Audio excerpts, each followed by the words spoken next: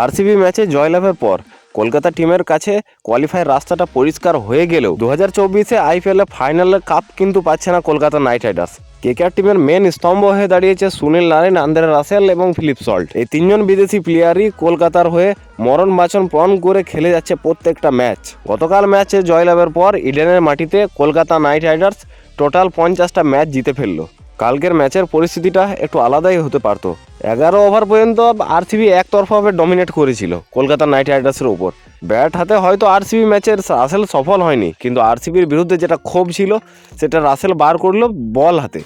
রজত পাটিদার আর will জ্যাক্সের পার্টনারশিপটা ভাঙা খুব জরুরি ছিল, আর সেটাই করে দেখালো অ্যান্ড্রে রাসেল, যেটা কলকাতার হয়ে কোনো বলার পারছিল না করতে। ভিডিওর মাঝে বলতে হচ্ছে বন্ধুরা, তোমাদের কাছে একটা ছোট্ট রিকোয়েস্ট, যদি চ্যানেলে নতুন হয়ে থাকো তো চ্যানেলটিকে প্লিজ একটা সাবস্ক্রাইব করে দিও, আর ভিডিওটি ভালো লেগে থাকলে একটা লাইক করে যেও। তো ঘুরে আসি আবার টপিকের ওপর। রাসেল, নারিন আর ফিলিপ সল্টের উপর নির্ভর করে কলকাতা কতদিন বেঁচে থাকবে। এই তিনজন যদি ফ্লপ চলে যায় তো কলকাতা মনে হয় না 100 পার করার ক্ষমতা রাখে। তবে কলকাতা খেলছে দুর্দান্ত। ব্যাট হাতে কলকাতার কোনো জবাব নেই, কারণ পরপর 200+ রান করা সুনীল নারিন এবং আন্দ্রে রাসেল ব্যাটে বলে দুভাবে প্লাস ফিল্ডিংয়েও আগের দিনের ম্যাচের পরিস্থিতিটা একটু আলাদা হতে পারতো। যদি বরুণ চক্রবর্তীর বলটাতে ফিলিপ সল্ট আপিল করতো আম্পায়ারের কাছে এলবিডব্লিউর, তাহলে হয়তো পরিস্থিতি একটু আলাদা হতো। এবার যদি আমরা পয়েন্টস টেবিল দেখি তো পয়েন্টস টেবিলে 7টা ম্যাচের মধ্যে 6টা জিতে গেছে রাজস্থান রয়্যালস। রাজস্থান 6টা ম্যাচ জিতে 12 পয়েন্ট নিয়ে টপে রয়েছে। টপের জায়গাটা কলকাতার হতে পারতো যদি রাজস্থানকে আগের ম্যাচে হারিয়ে দিত, কিন্তু সেখানেও রান চেজ করেছিল রাজস্থান, দুর্দান্তভাবে খেলেছিল। 1 রানের মূল্য কতটা, 1 রান কী জিনিস, এটা আরসিবি এবং কেকেআর দুজনই বুঝতে পারছে। কোয়ালিফাই তো করে যাচ্ছে কলকাতা নাইট রাইডার্স, রাজস্থান, কলকাতা, হায়দ্রাবাদ, এই তিনটে তো কোয়ালিফাই করে যাচ্ছে।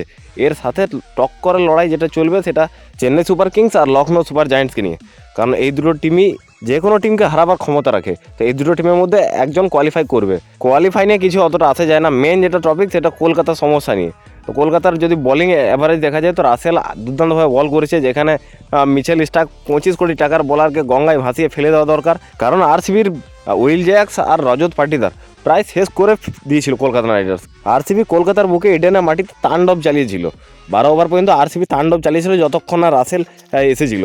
তো রাসেলেরও উইকেট দুটো বহুত মূল্যবান উইকেট ছিল, কিন্তু থেকে যাচ্ছে কোশ্চেন কেকেআরের বোলার নিয়ে। কারণ বলার যদি না থাকে তো ব্যাটটা হাতে কটা ম্যাচ জিতবে। প্রত্যেক ম্যাচে একই নাটক, সে মিচেল স্টার্ক আসবে, মিচেল স্টার্ক এসে কুকুরের মতো মার খেয়ে চলে যাবে। কালকের যদি বোলিং রেকর্ডটা দেখো তোমরা, তাহলে দেখতে পাবে হর্ষিত রানা 4 ওভার বল করে 33 রান দিয়ে 2 উইকেট। ইকোনমিটাও ঠিকঠাক আছে। তো সেখানে দেখতে পাবে ফ্রেন্ডস তোমরা মিচেল স্টার্ককে, যে 3 ওভার মাত্র বল করেছে, 3 ওভার বলে 55 রান, 18.3-এর ইকোনমি। তাও তো 1 ওভার চোটের বাহানা করে বাইরে চলে গেল, তাছাড়া আরও মার খেত। মিচেল স্টার্ককে নিয়ে কলকাতা নাইট রাইডার্সের ম্যানেজমেন্টকে ইমিডিয়েট কোনো অ্যাকশন নেওয়া দরকার। 25 কোটি টাকা গেছে বলে ওকে পুরো টুর্নামেন্ট রাখতে হবে সেটা না, যার 20 লাখ টাকা বোলিংও দুর্দান্ত বল করছে হর্ষিত রানা। তো বন্ধুরা, কলকাতার টিমের অবস্থা কিন্তু খুব খারাপ। ওভারঅল তোমরা যদি দেখো তো বলার একদম নেই বলতে গেলেই চলে।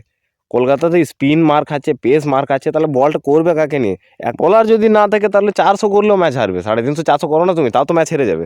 তো ওভারঅল কলকাতা ম্যানেজমেন্ট কী সিদ্ধান্ত নেয় সেটা দেখার। কলকাতা ম্যাচ জিতেছে, কলকাতা আগামী দিনেও ম্যাচ জিতবে। কেকেআর ফ্যান হিসাবে কলকাতার শুভকামনা করি। দলের প্রত্যেকটা বোলিং খুব ভালো ছন্দে ফিরে আসবে এই আশা রাখি। আর ততক্ষণের জন্য ধন্যবাদ।